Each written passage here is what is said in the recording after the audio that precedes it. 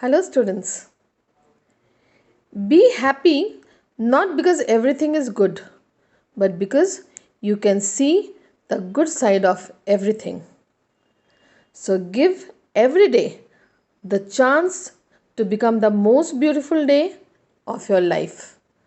A wonderful morning to all of you. I welcome you all to today's class of English. In today's class of English, we will go through the chapter of our grammar book, The Grammar Right, the lesson 11, that is conjunctions. So let us know what a conjunction is. As you can see the whiteboard, a conjunction is a word that is used to join words, group of words or sentences. There are basically three kinds of conjunctions, that is coordinating conjunctions, subordinating conjunctions and correlative conjunctions. We will know about them one by one, but in today's class of English, we will know about coordinating conjunctions and correlative conjunctions. Because if we will go with all the kinds, the video will be too long. So let us know what a coordinating conjunction is. So dear students, as you see in your book also a little bit things are given, that coordinating conjunctions join to independent clauses. So independent clauses means last year in standard 7 you have learned about phrase and clause. So there are two kinds of clauses. One is dependent clauses and another is independent clause. Dependent clause is also known as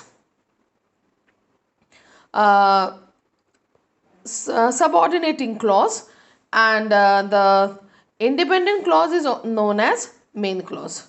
So we have learned that the clauses are performing most of the duties of a sentence, but they are not called a sentence because they are the parts of a sentence, because either a main clause or the subordinating clause begins with capital letter and it does not end with a full stop, question mark or exclamatory mark, or it is starting from the middle, not with a capital letter and ending with a full stop, question mark and exclamatory mark. But sometimes when we go through the group of words in a clause, they give a complete sense even they are not the not performing not performing all the duties of a sentence. Like if you could say, see here in your book itself, that dogs bark and cats mew. Here if we will talk about separately these two parts of the sentence, like dogs bark and cats mew, these both the parts of the sentences, like the group of words, are meaningful by itself. Like suppose if we give a full stop after bark, dogs bark, it is exactly like a sentence. Similarly, if the C of cats is capital, then and it is already there is already a full stop after mew, so it will also give complete sense. So dogs bark and cats mew both are main clause. So these coordinating conjunctions are joining two independent clauses or main clauses. So let us know something more about these kind of conjunctions. So where we use these coordinating conjunctions. Coordinating conjunctions usually comes between the words, phrases or clauses they join. Okay, the most commonly used coordinating conjunctions are for, and, nor, but, or, yet and so. There are 7 coordinating conjunctions. So it is my suggestion to you that you learn these 7 coordinating conjunctions so that when in exam it will be asked that join the sentences with coordinating conjunctions, or fill in the blanks with coordinating conjunctions, it will be easier for you to fill it, because out of the three kinds of conjunctions, coordinating conjunctions are only few in numbers. So it will be easier for you to separate coordinating conjunctions from other two conjunctions. What are the features? They add one statement to another. The example is given: I went to the market and bought a cycle. Suppose if you say this sentence, I went to the market, then I bought a cycle separately, so these two may be different, may not be interconnected. Like you need not say that for buying a cycle you went to the market. Okay. Then similarly, the second sentence, she likes tea, you may write she likes coffee. Okay. So two different things are there. Then they add statements expressing opposition or contrast. Sometimes the sentences are in contrast also, to make the coordinating conjunction but in use. I went to the market but the shops were closed. Like you went to the market to purchase something but the shops were closed. Similarly, I was tired yet I stayed up. Here, when we are tired, we like to sleep, or we want to take a rest, but I am not taking rest even if I am tired. These are the contrast or opposite sentences. They add statements expressing a choice between two alternatives. Like you must rest or you will fall ill. These two sentences are alternatives, but the result, like if you will not take a rest, you will fall ill. Similarly, my dog doesn't like meat, nor does he like vegetables. Here, my dog is neither liking meat nor vegetables. The another point is they add statements expressing an inference. For example, he will do well in life for he is sincere. Her father has fallen ill, so he has taken leave.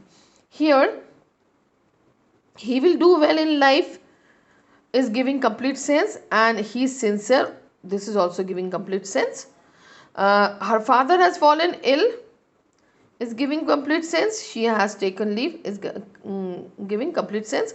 Here, if even if the sentences are written separately, the sentences will give sense, even if they are not joined with conjunctions.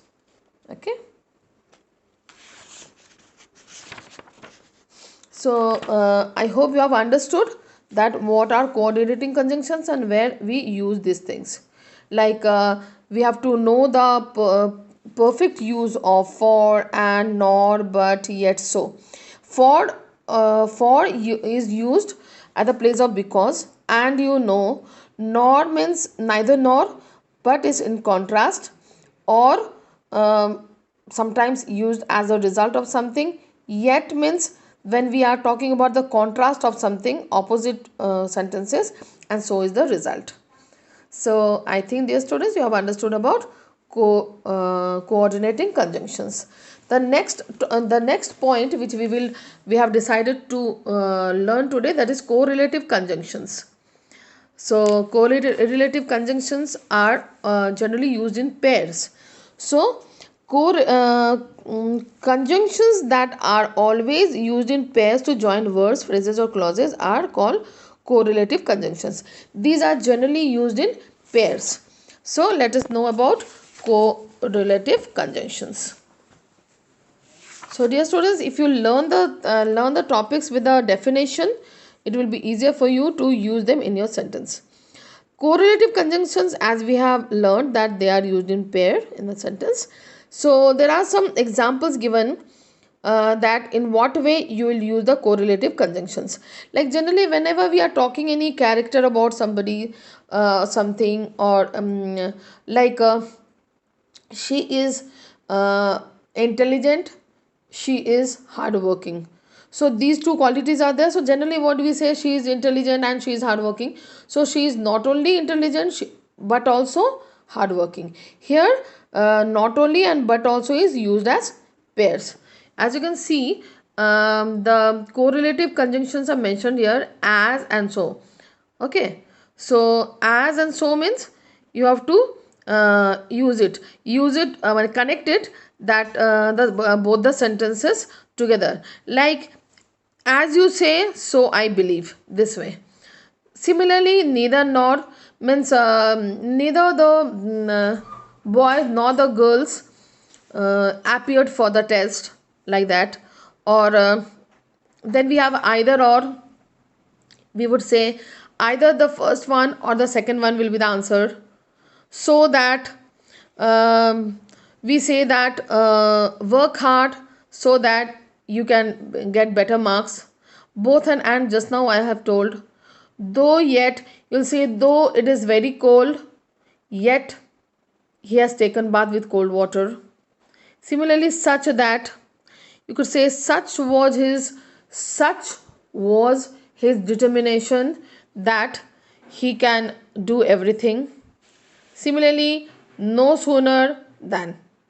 No sooner than is not mentioned in your book, but you would say that it is used at the place of as soon as. So you would say no sooner had he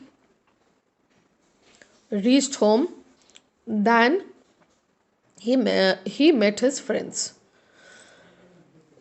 Sorry. So these are the correlative conjunctions. I will send you some examples of correlative conjunctions. You will go through them. And there are the exercises which are given in your book. Two of them I have solved.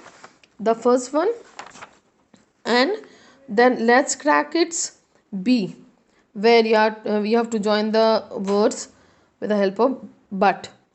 And the first one is the crossword puzzle, because the rest of the exercises are the mixed up exercises. Like to solve them, we have to cover up subordinating conjunctions also. So in our next class, when I'll teach you subordinating conjunction, after that we'll do all these exercises, or if you could do yourself before that, you may do. So dear students, I hope that you have understood the topics, that is coordinating conjunctions and correlative conjunctions. Go through it once again, go through the video once again. I'll send you a few things like the exercise or and the notes, a little bit notes. Kindly go through them so that it will help you to understand the topic well, and try to do the work which will be given to you. Going to wind up today here. Take care of yourself. Stay safe. Stay healthy. Thank you.